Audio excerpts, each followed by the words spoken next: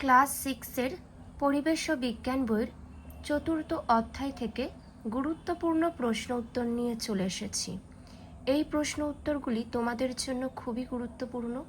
এখান থেকে কিন্তু পরীক্ষাতে অনেক প্রশ্ন দেওয়া হবে। তাহলে চলো আমরা জেনে নিই প্রশ্ন উত্তরগুলি।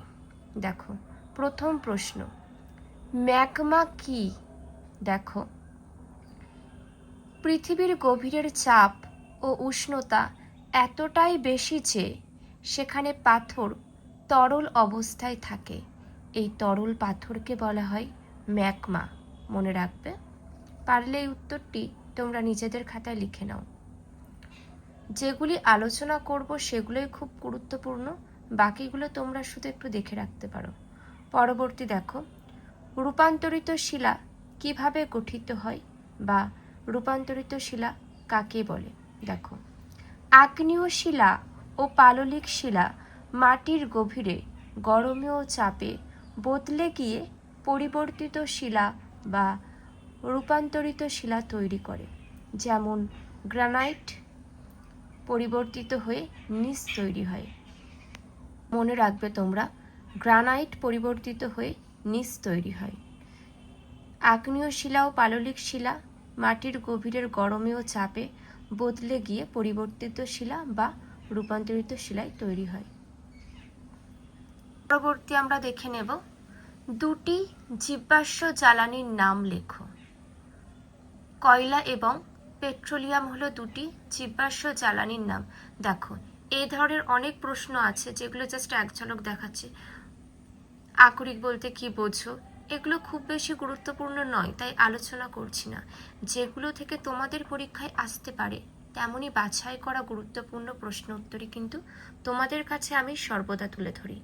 দেখো, মনে রাখবে, দুটি জীবাশ্ম জ্বালানির নাম কি? কয়লা এবং পেট্রোলিয়াম। নেক্সট, এলপিজির পুরো নাম লেখো। এলপিজির পুরো নাম দেখে নাও।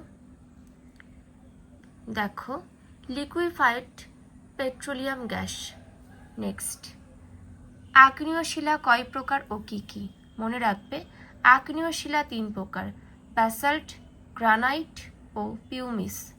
নেক্সট, পাললিক শিলা কয় প্রকার ও কি কি? দেখো, পাললিক শিলা 3 প্রকার, বেলে পাথর, সেল ও চুনা পাথর।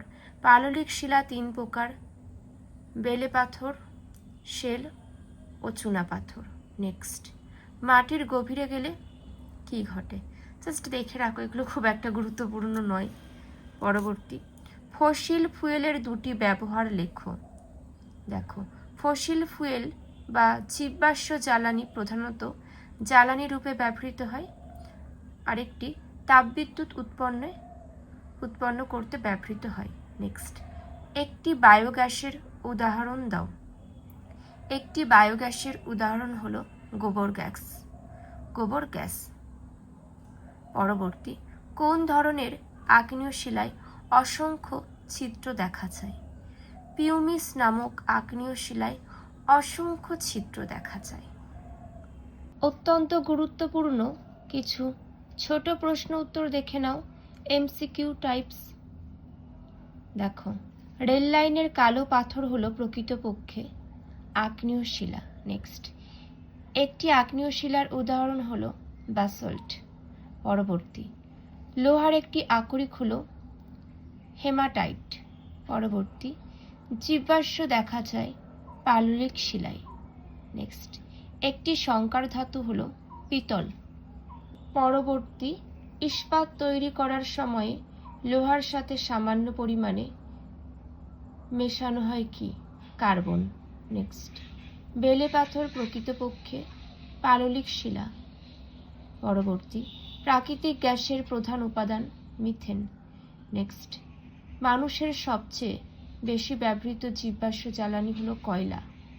পরবর্তী, বর্তমানে তাপবিদ্যুৎ কেন্দ্রে তাপবিদ্যুৎ উৎপাদনের জন্য ব্যবহৃত হয় কয়লা। পরবর্তী প্রশ্ন, নিচের কোনটি জীবাশ্ম জ্বালানি নয়? গোবর গ্যাস। নেক্সট, ন্যাপথলিনের উৎস কি? কয়লা। পরবর্তী, কার্বনের শতকরা পরিমাণ সবচেয়ে কম থাকে পেটা লোহাতে। যে তথ্যগুলি আলোচনা করলাম ক্লাস 6-এর পরিবেশ বিজ্ঞান বই থেকে, এগুলো অত্যন্ত গুরুত্বপূর্ণ। তোমরা পরীক্ষা দিয়ে মিলিয়ে নিও, এখান থেকে কিন্তু প্রশ্ন আসবে, আর এগুলো সবারই জেনে রাখা খুবই দরকার। এমন গুরুত্বপূর্ণ তথ্য পাওয়ার জন্য অবশ্যই তোমরা চ্যানেলটিকে সাবস্ক্রাইব করে পাশে থেকো। এখানেই শেষ করলাম।